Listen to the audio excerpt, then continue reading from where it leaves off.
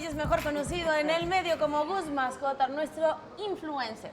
Así en es. mascotas y en animales de compañía. Bueno, también en algunos exóticos. ¿no? En algunos animales Oye, exóticos y de todo. Oye, ¿qué onda? A ver, ¿qué es exactamente en la psicología de un animal?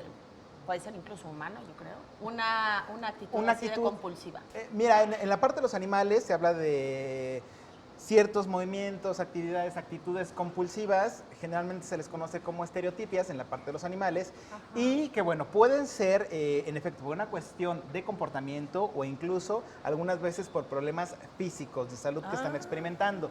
¿Cuál es el problema? Que muchas de ellas pues las vemos que la están realizando y decimos, ¡ay, qué bonito! Se está persiguiendo la cola, ¿no? Hay un video muy famoso en internet en el cual el perro está comiéndose su hueso y de repente con la pata de atrás, su pata como que pareciera estar viva, tener como mente propia y querer alcanzar el hueso y el mismo perro comienza a gruñirse. Eso es un problema muy grave. Sí, se ve muy chistoso, de verdad se viralizó porque se hizo, ay, qué simpático el perro, no se reconoce, no entiende que es su pata. En efecto, el perro no sabe que es su pata, la siente como un cuerpo extraño y por eso es que él está atacándose a sí mismo.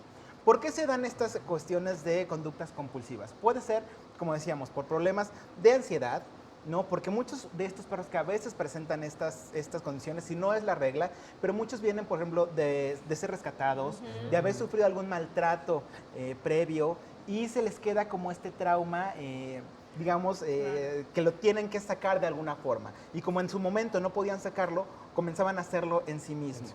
¿No? ¿Cómo lo hacían o cómo nos damos cuenta también que hay un problema? Porque, como bien decía Spam, por ejemplo, se empiezan a lamer mucho las patas. No es normal que un perro se esté lamiendo las patas constantemente.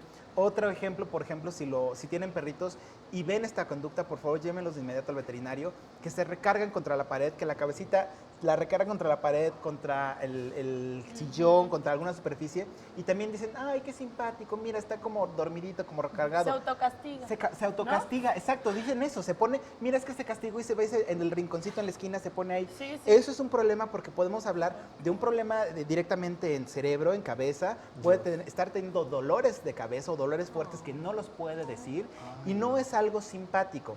Otro, pues como decíamos, perseguirse la cola constantemente. Oye, Gus, ¿y si rascan la pared constantemente también? También hay que ver en ese punto, generalmente la parte de la rascada de pared puede ser por ansiedad, porque hay alguna necesidad que no estamos cubriendo, alguna parte para que se desestrese, para que juegue, para convive.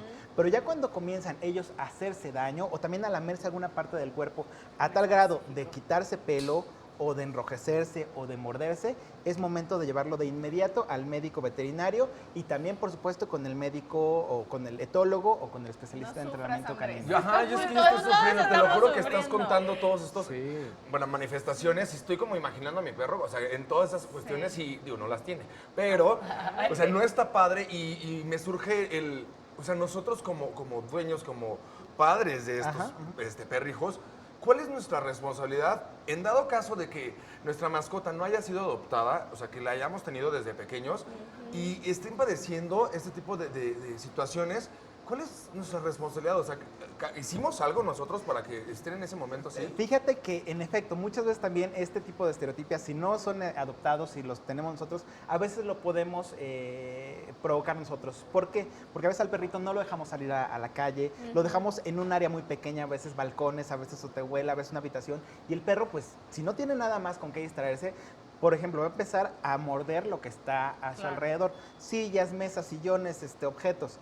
Si ve de todas formas como que no... Imagínate que estuvieras en una pared sin hacer nada, sin tener televisión, sin tener radio, sin tener alguien con quien platicar, ¿no? O sea, empiezas realmente tu mente a perderse, ¿no? Entonces el perro lo que está buscando es una manera de escape en la cual él no se encuentre en esta situación. Entonces hay que observar muy bien a nuestros perros, hay que darle siempre opciones para que pueda salir a divertirse, entretenerse, motivaciones, para evitar que caiga en eso. Si O es sea, la parte sí podemos, mental. o sea, sí tiene como cura, pues, o sea, ya que lo reconocimos, sí tiene un tratamiento, o si ya un perro todo el tiempo está haciendo eso, ya no lo va a dejar de Es hacer. difícil, realmente sí tienen cura, pero son complicados. Por eso es mejor evitar que caigan en eso. Ok. Y requiere de mucha paciencia por parte del propietario, del entrenador o del médico etólogo, porque incluso en estos casos muchas veces hablamos de medicamentos que se le tienen que administrar a los perros, como en una persona que estaría siendo tratada por un psiquiatra para bajar esa ansiedad.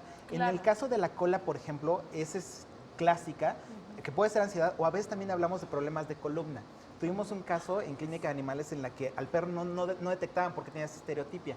Le sacaron radiografías y notaron que en la cola tenía una fractura de mucho tiempo. Entonces lo que el perro estaba tratando de hacer era mutilarse la cola porque le dolía, ¿no? Entonces sí es importante que se apoyen tanto del médico veterinario como del médico etólogo para encontrar el origen y se pueda tratar y no desesperarse si su perro presenta este tipo de problemas. Gus, de verdad, muchísimas gracias. Al final...